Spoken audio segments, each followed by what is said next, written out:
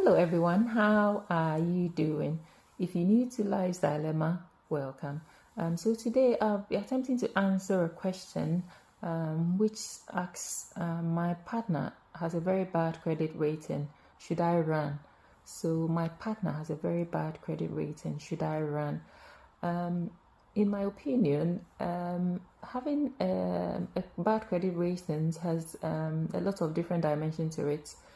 And the good side is that you've been allowed access to the bank statement, which I think is it's very good that you've asked for access to the bank statement because you need to know how they spend their money and how you're able to fit into that his spending when you are in a relationship if you're married to him. And there are two dimensions to it though, because it could be that the person is prepared to face up with the debt that they have and then clear it up, or it could be that they are just trying to say, this is how I am, take it or leave it. Or it could be that they expect you to help them pay for it as well. So there are different ways in here. But the good side is that you've been allowed access, and so you are able to make informed decisions about how you proceed from here. There are different ways in which one might end up in a debt. It could be that the person is in a family business and they contribute to this family business, and that might have caused some of the debt that they've incurred. And with these family business issues, you have to be very careful because these businesses were formed before you had a relationship with them, and if they contribute to it, you have to ask yourself, how long are they going to be contributing to this family business, and how viable is this business? How is the returns? Is it going to be profitable?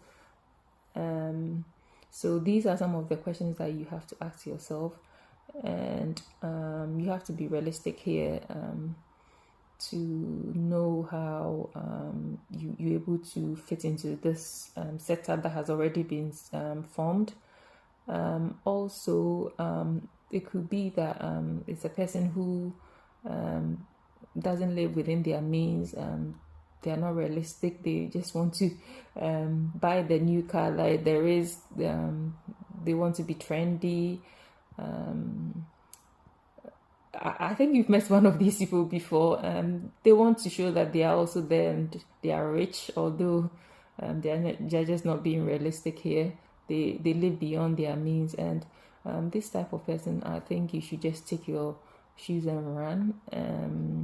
They are still boys or girls, and they are not matured enough for you to be in a relationship with people like that. And so those type of people, no, they are still boys and girls, and they need a lot of maturing to do. So I would not advise you to be with these type of people who live beyond their means. I think they should know better by now at their age, and if they haven't, you are not the one who is going to be teaching them how to manage their money and everything. So I think with that type, yes, please run. There's also the other category who it could be that they are probably the only person who work in their family and they have to support the family.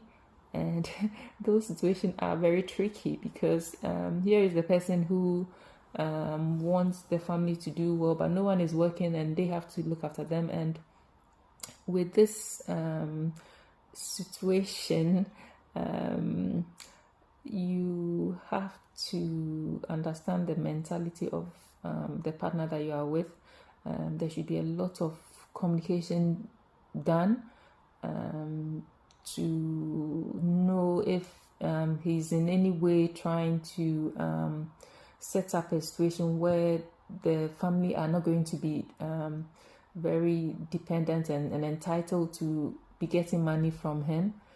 because there are situations where what's happening is the people, they are too dependent and demanding that the person is not even able to be to make any meaningful contribution to their own children's life, because all his funds are being diverted to the family.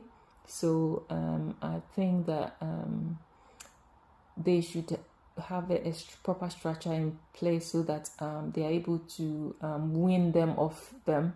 If not, they are going to be dependent for life. And even when they are able to, student loan needs to be paid after university, and the high or low of the debt would depend on if the student was working, or the parents chipped in, or they did have some sponsorship. So this will make the rates very different from one student to the other, how much they would owe. These loans are a means to an end for a better employment, knowledge, a way to develop oneself, to get a better prospects in life. What I call a very necessary evil.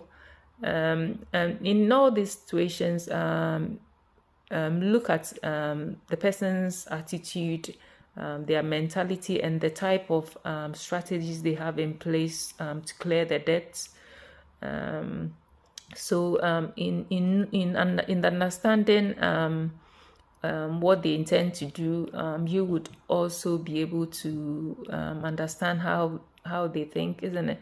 And this will give you a clarification of their mindset behind borrowing and paying of debts. Yeah. So, by understanding the way their mentality is with borrowing and paying of debt, you can you'll be able to ask yourself, does this fit into my plan and vision for the future? Let's say that you want to buy a house in 3 years. Is he prepared to clear the debt so that you're able to get the loan to get a house together? Or he's not bothered to clear his debts, or he's got other plans? This gives you a chance to advise yourself.